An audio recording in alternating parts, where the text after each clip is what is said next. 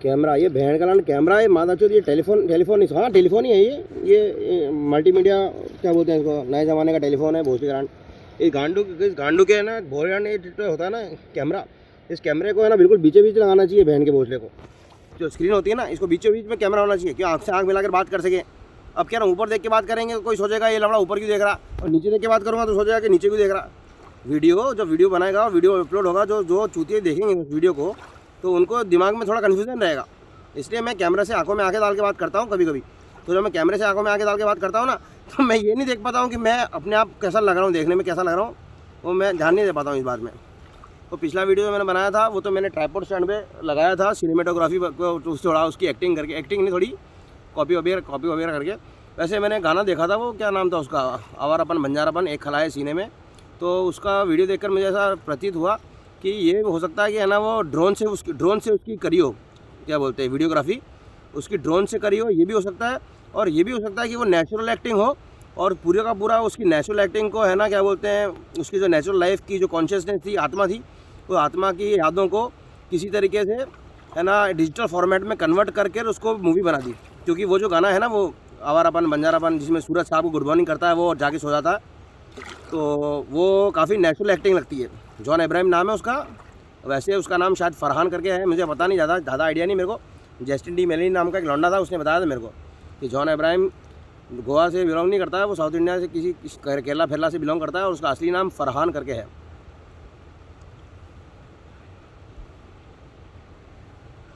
हाँ, मैं ये कह रहा था कि मैं जैसे वो पार्वती ने मिट्टी का वो कितना, पार्वती नाम की जो लौंडिया थी उसने क्या बोलते हैं किसी चीज़ से है ना गणेश को बनाया और फिर उसमें मंत्र फूके, वो अपने आप क्या बोलते हैं उसमें जीवित हो गया वो। तो मैंने कहा ऐसा पॉसिबल है, ये सब चीज़ें उसको बोलते हैं ना मैजिक पॉसिबल है, बट उसके लिए क्या करना है, बहुत मतलब एक दुनिया जैसे हज़ारों करोड़ों दुनिया होती है ना, जैसे मल्टीवर्स यूनिवर्स होती है, तो है ना हज़ारों करोड़ों ऐसे इधर किसी यूनिवर्स को खात्मा करें तो फिर है ना एकदम से मैजिक उत्पन्न हो जाता है। मेरा बाप और मेरे मामा दोनों का क्रियाक्रम होते हुए मैंने देखा, मैंने घी भी पोता था उनकी बॉडियों पर। तो मैंने कहा मैं वापस खड़ा कर सकता हूँ लाकर उनको 3-4 तरीके से, है ना। एक तो यूज आइटम कि मतलब उनके जैसा दिखने वाला, उनके जैसी आवाज़ वाला इंसान कहीं से पकड़ के ले आऊँ, ये भी कर सकता हूँ। फ्रेश पीस भी ला सकता हूँ कि है ना, जैसे मेरे बाप ने मेरे को बोला था एक बार कि है ना जो साइंटिस्ट कैटेगरी के जो इंसान है उन लोगों ने पूरा हार्ड मास का पुतला बना के रेडी कर दिया है, बस उसमें आत्मा डालना रह गया बस।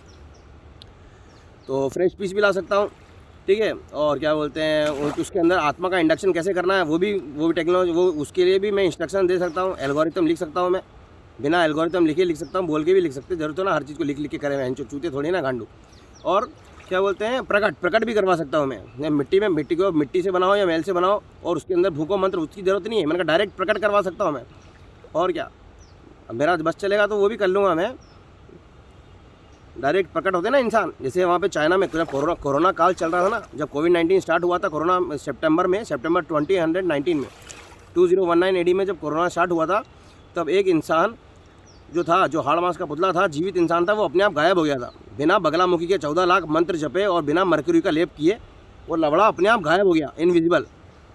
तो जब इनविजिबल हो सकता है इंसान, तो आदमी को प्रकट भी कर सकता है मरे हुए इंसान। कुछ भी हो सकता है दुनिया में, कोई कुछ भी कर सकता है।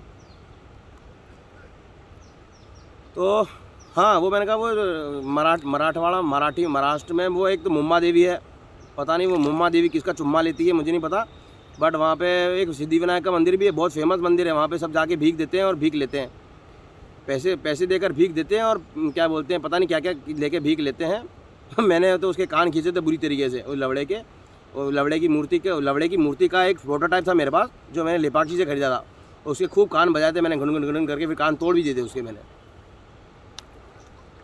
हाँ, और बताता हूँ मैं, ये उत्तर प्रदेश के लोग ना राम को लल्ला बना के रखते हैं। नहीं, उत्तर प्रदेश के लोग हैं वो राम को लल्ला बोलते हैं कि राम लल्ला है, लल्ला छोटे बच्चे हैं। और मुसलमान जो लोग हैं ना, हिंदुस्तान के जो मुसलमान हैं, वो राम को बाबा बना चुके हैं, है ना, बाबा जी। तो राम लल्ला ज़्यादा खतरनाक है, बाबा राम ज़्यादा खतरनाक है। वो अपने आप पता पड़ जाएगा लोगों को थोड़े दिन में, है ना। लल्ला बना के रखो, है ना, बाबा जी आके फोड़ देंगे खोपड़ा। बिना क्रियाक्रम करवाए कपाल क्रिया कर सकते हैं। मैं वो एक टेम्पल था तांजावुर करके इलाका है साउथ इंडिया में, वहाँ पर एक मंदिर था, उसका नाम था बृहदीश्वरा टेम्पल। वहाँ पे कुछ जो ट्रांसजेंडर होते हैं, जिनके पास लंड भी होती है और चूत भी होता है, मतलब चूत भी होती है और लंड भी होता है और टट्टे भी होते हैं। तो ऐसे कुछ इंसान वहाँ पे थे जो है ना ताली बजा के पैसे मांग रहे थे। तो मेरे जेब में 500 के काफ़ी नोट थे। वो 5 लोग थे, तो मैंने एक 500 का नोट निकाल के उनको दिया और बोला कि अपने आप में आपस में बांट लेना। तो उन बहन की लौड़ियों ने, जिनके अंदर फीमेल तत्व की ज़्यादा मात्रा थी, तो उन बहन की लौड़ियों ने उसमें से एक ने मेरे पर्स की ओर नज़र डाली और नज़र डालने के बाद हाथ डाला।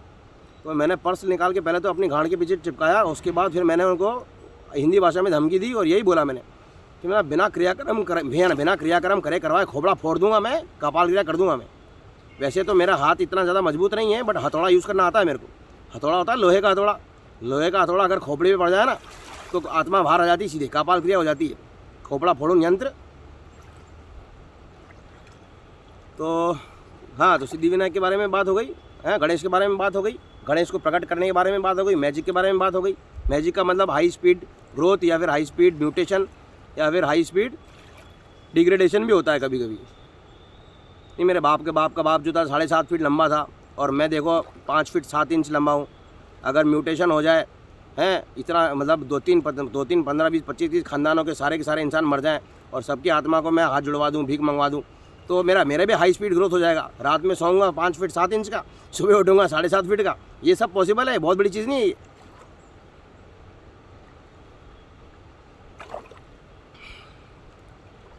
और क्या बात करें, कुछ और बात करें, करने वाला तो मैं भूल गया यार। फिर से मैंने नोट्स बनाए थे, मैं अभी लगूंगा छोटी डायरी खरीदूंगा, मैं डायरी खरीदूंगा और डायरी खरीदने के बाद फिर मैं उसमें लिखूंगा क्या क्या बात करनी है, उसके अकॉर्डिंगली बात करा करूँगा अभी। चलो अभी फिलहाल के लिए बंद करें चूतियाबंदी को। हवा नहीं चलती है, जो हवा चले ना मैं आ। दारू नहीं पी मैंने। वैसे तो क्या ना, मेरा मन करता था कि सुबह उठते दारू पी लूँ, बट जब मैंने सुबह उठते दारू पिए ना, तब तक मेरे अंदर पता नहीं ऐसी आत्मा आ जाती थी कि बहुत पैसा खर्च हो जाता था मेरा। इसलिए क्या, अभी मूड नहीं मेरा पैसा खर्च करने का, क्योंकि पैसे नहीं बचे ज़्यादा मेरे पास।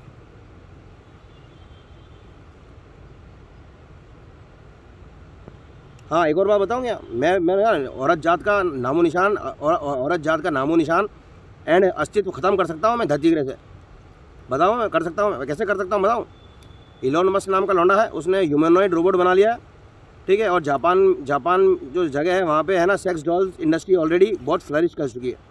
तो जापान की सेक्स डॉल इंडस्ट्री और इलॉन मस्क का क्या बोलते हैं ह्यूमनॉइड रोबोट, उन दोनों को क्लब करके सुपर कंप्यूटर से ऐसा कनेक्ट करूँगा कि है ना, जो चरम सीमा होती है ना आनंदम की जो चरम सीमा होती है ना, वहाँ तक पहुँचा दूंगा मैं उस रोबोट फीमेल को, कि है ना मर्द प्रजाति के जो लोग हैं वो क्या बोलते हैं, जैसे है ना कि जैसे कचरा होता है ना, आजकल कचरे को भी लोग है ना बहुत ज़्यादा इग्नोर कर लेते हैं, पड़ा रहता है बट ध्यान नहीं देते हैं। तो औरत जात का अस्तित्व ख़त्म कर सकता हूँ मैं, आई कैन डू एनीथिंग। और रही बात बच्चों की, बच्चे तो पेड़ पौधों में भी बच्चे उग जाएंगे थोड़े दिनों में, वो भी टेक्नोलॉजी अवेलेबल है। पेड़ पौधों में जैसे आम उगते हैं ना, वैसे बच्चे उगेंगे। जैसे वहाँ पे कौरवों के बच्चे जैसे पैदा हुए थे ना, टेस्ट ट्यूब बेबी, ऐसे पेड़ पौधों पे बच्चे उग जाएंगे। बच्चे जिनको बच्चे चाहिए होंगे ना खेलने कूदने के लिए, तो पेड़ पौधों से बच्चे तोड़ के ले आएंगे और खाना खिलाएंगे। और हाँ, कर सकता हूँ मैं कुछ भी कर सकता हूँ। चलो बाय बाय, गुड नाइट।